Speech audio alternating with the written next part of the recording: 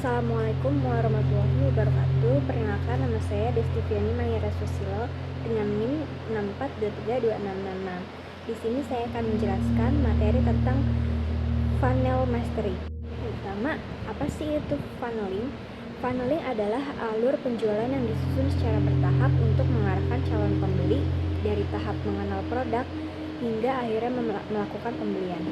Proses ini disebut funnel atau corong karena dimulai dari banyak orang di tahap awal lalu mengerucut menjadi pembeli di tahap akhir. Dalam funneling, penjualan tidak terjadi secara instan, tetapi melalui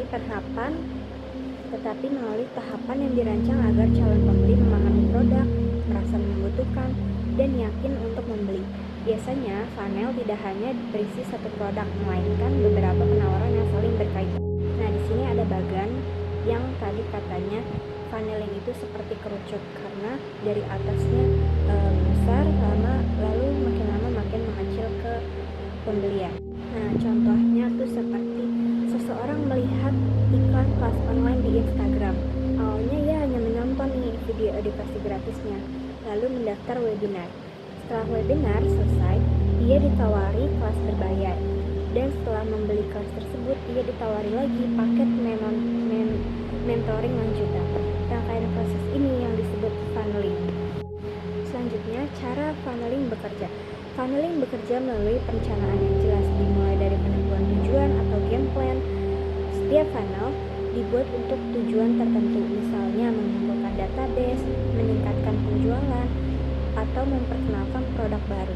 Setelah tujuan ditentukan, penjual menyusun alur penawaran yang sesuai, karena kondisi pasar bisa berubah. Funnel harus fleksibel dan penjual perlu menyiapkan alternatif atau plan B jika funnel utama tidak berjalan efektif. Di sini juga ada contoh bagan tentang cara funneling bekerja. Nah, untuk contoh nyatanya, cara funneling bekerja itu seperti tujuan sebuah bisnis yaitu mengumpulkan database. Maka funnel yang dibuat dimulai dari konten edukasi gratis, landing page pendaftaran, mengumpulkan email atau WhatsApp. Jika funnel ini kurang efektif, plan B bisa berupa penawaran gratis yang berbeda, seperti e-book atau video singkat. Nah, mengapa sih funneling itu sangat penting? Funneling penting karena calon pembeli tidak bisa langsung menerima banyak penawaran tanpa proses. Setiap orang membutuhkan waktu untuk memahami, mempertimbangkan, dan merasa yakin sebelum membeli. Dengan funneling ini, penjual dapat menyampaikan produk secara bertahap dan relevan sehingga tidak merasa memaksa. Selain itu, funneling memungkinkan penjual memaksimalkan nilai dari satu pembeli dengan menawarkan produk lanjutan yang masih sesuai dengan kebutuhannya. Nah, di sini ada macam-macam istilah funneling dalam digital marketing. Yang pertama ini ada upsell, yaitu penawaran produk lanjutan dengan harga lebih mahal, biasanya ditawarkan setelah pembeli membeli produk sebelumnya. Selanjutnya ada downsell, yaitu penawaran alternatif dengan harga lebih murah, muncul jika pembeli menolak upsell.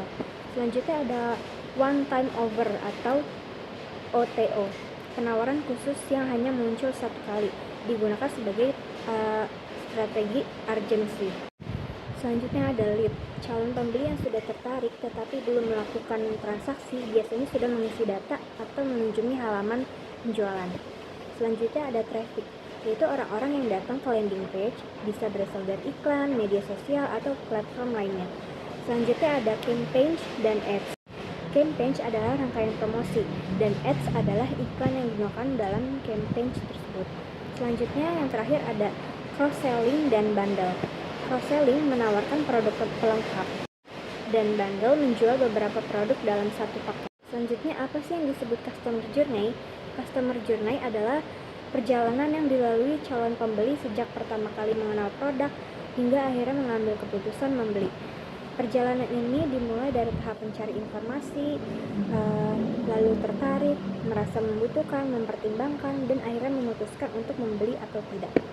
Funneling disusun untuk menemani dan mengarahkan calon pembeli di setiap tahap-tahap perjalanan tersebut agar keputusan membeli terjadi secara alami.